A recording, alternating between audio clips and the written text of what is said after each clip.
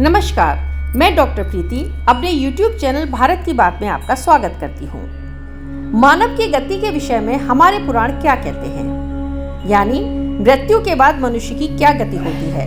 यही कि इस पृथ्वी पर किए गए दुष्कर्मों के फलस्वरूप उसे नरक में दंड भोगना पड़ता है। लेकिन धर्म ग्रंथों में मरणोपरांत जिस नरक की बात कही गई है, वास्तव में देखा जाए तो मनुष्य अपने दुष्कर्मों द्वारा इस धरती पर ही उससे बुरा नरक बना लेते हैं।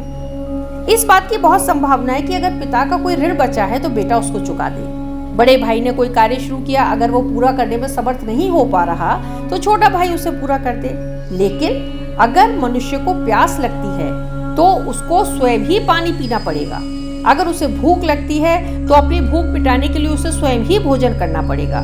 कहने का अर्थ ये है कि मनुष्य को अपनी समस्याओं का हल स्वयं ही ढूंढना होगा। अन्य लोग सलाह दे सकते हैं, लेकिन मंजिल तक तो उसको स्वयं ही चलकर जाना पड़ेगा, तभी तो उसे जीवन में कुछ मिलेगा। अगर आपका जीवन अनुशासित है, व्यवस्थित है और विचार बहुत अच्छे हैं, उच्च विचार हैं आपके, तो निश्चित रूप से आपका जीवन स्वर्ग है। लेकिन इसके विपरीत अगर आप अनुशासित होकर नहीं रहते हैं, अव्यवस्थित रूप से रहते हैं और मलिन विचार रखते हैं, तो वही जीवन नरक बन जाता है। कहने का सीधा सीधा अर्थ है कि मनुष्य के कर्मों में उसके विचार परिलक्षित होते हैं। आप जो कर्म करते हैं उससे आपके विचारों के विषय में पता चलता है। इसलिए हमेशा अपने विचारों को ज्यादा से ज्यादा उच्च बनाने की कोशिश करें। विचार कोई एक दिन में उच्च नहीं बनते।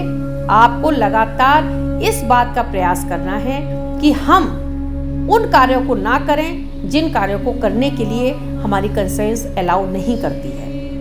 आप जब इस चीज पर फोकस करेंगे तो निश्चित रूप से आप ये पाएंगे कि आपके विचार कहीं ना कहीं उच्चता प्राप्त करते जा रहे हैं और आप देखिएगा कि आपके विचारों की उच्चता से ही आपका जीवन स्वर्ग बन जाएगा।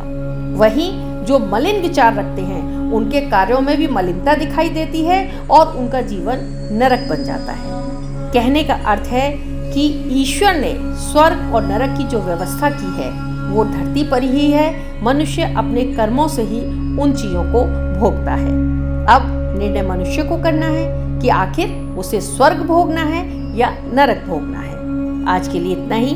अगले वीडियो में फिर किसी चर्चा के साथ आपसे मिलूंगी। नमस्कार।